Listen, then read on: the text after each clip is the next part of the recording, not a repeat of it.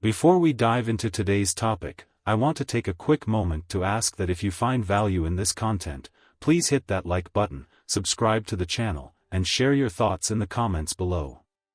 Your support helps us continue to grow and reach more people on their own journeys, and I'd love to hear what resonates with you and the challenges you face as you walk the path of becoming the best version of yourself. Now, imagine standing on the edge of a cliff. Below, the world stretches out before you. Do you step back in fear, or do you spread your wings and soar? Today, we're here to forge that iron will, the will that turns boys into men, the will that leads you on your hero's journey. Welcome, gentlemen. This is a space where we'll dive deep into what it truly means to be a man in today's world. It's a question societies have wrestled with for centuries, but today, we're cutting through the noise.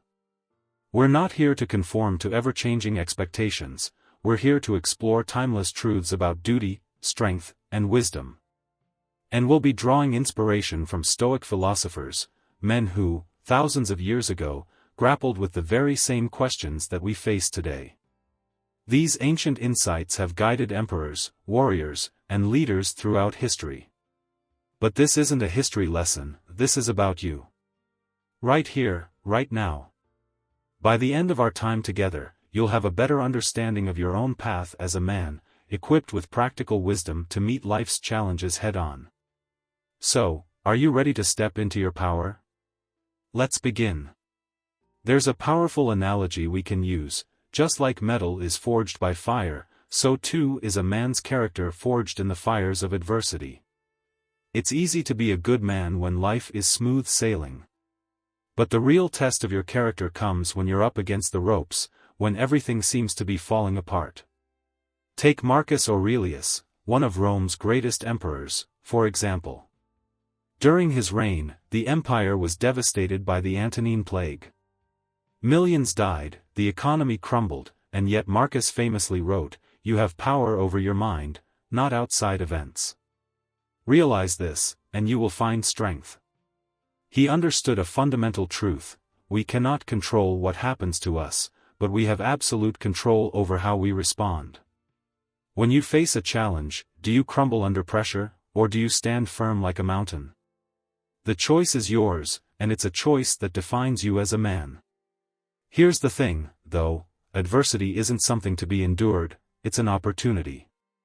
Every challenge you face is a chance to grow, to become stronger, more resilient, and more capable. So, the next time life throws a curveball at you, remember this: you're not being punished, you're being initiated. Embrace the challenge, learn from it, grow through it. Because on the other side of that struggle is the man you are meant to become. In understanding how adversity shapes us, we start to see the virtues that define true manhood. Picture manhood like a temple standing on 4 unshakable pillars. These aren't abstract ideas, they're the foundation of your character. The first pillar is courage, and it's not about being fearless. It's about having the will to act despite fear. It's stepping into the arena of life, knowing that you might get knocked down, but being willing to get back up every time. Courage is facing your fears head-on, whether it's asking for a promotion, standing up for what's right, or admitting when you're wrong. The second pillar is integrity.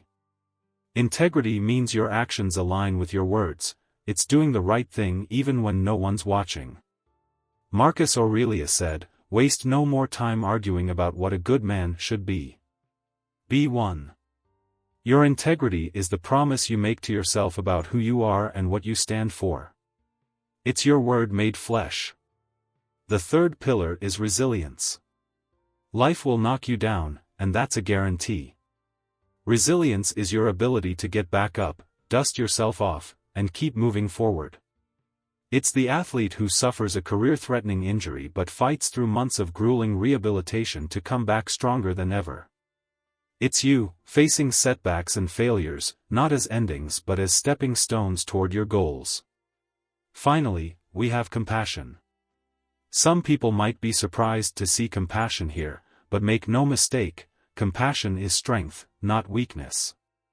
It's the power to see the humanity in others, to lend a hand when needed, and to be a pillar of support for the people you care about.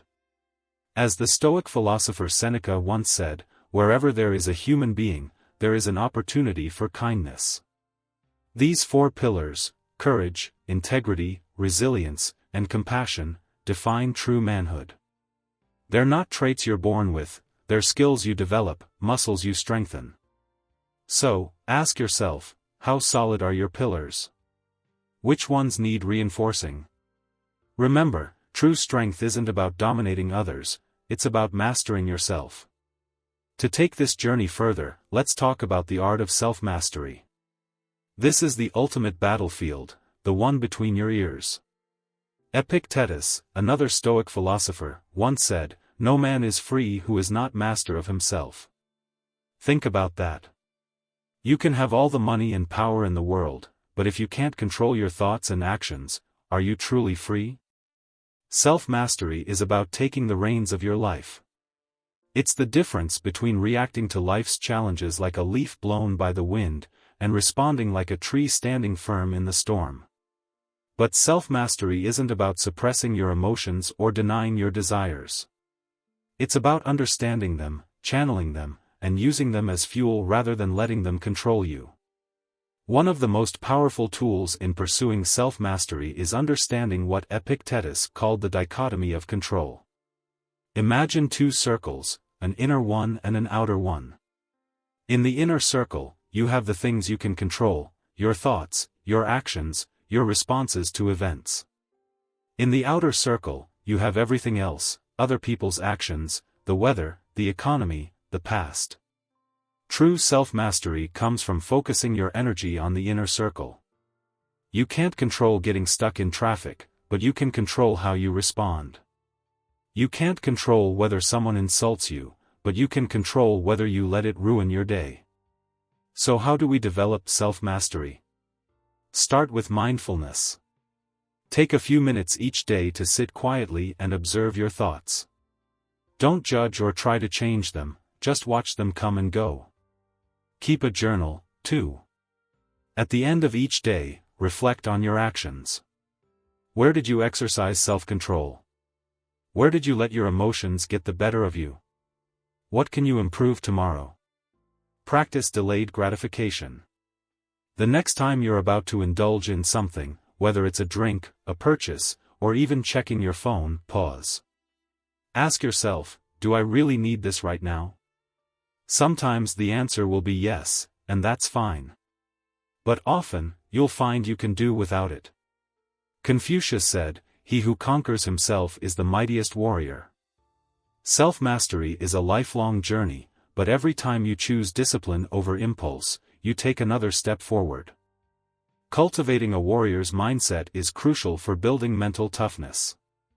In ancient times, a warrior's greatest weapon wasn't his sword or shield, it was his mind.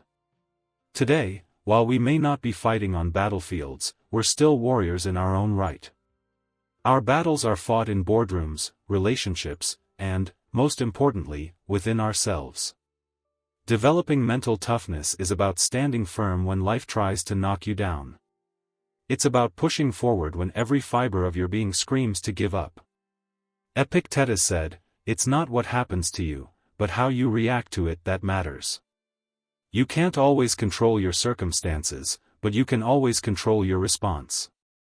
The next time you face a difficult task or conversation, or when life throws an unexpected challenge your way, remember, you have the mind of a warrior. You have the strength to face any challenge and the power to turn obstacles into opportunities. Now, let's talk about something that might seem old-fashioned but is more crucial now than ever, the gentleman's code. Being a gentleman isn't about wearing fancy suits or following outdated rules. It's about how you carry yourself in victory and defeat. True strength isn't just about conquering challenges, it's about balancing power with grace and strength with respect. At the core of the gentleman's code is respect. Confucius said, "Respect yourself, and others will respect you." It's a simple principle, but the foundation of all positive relationships.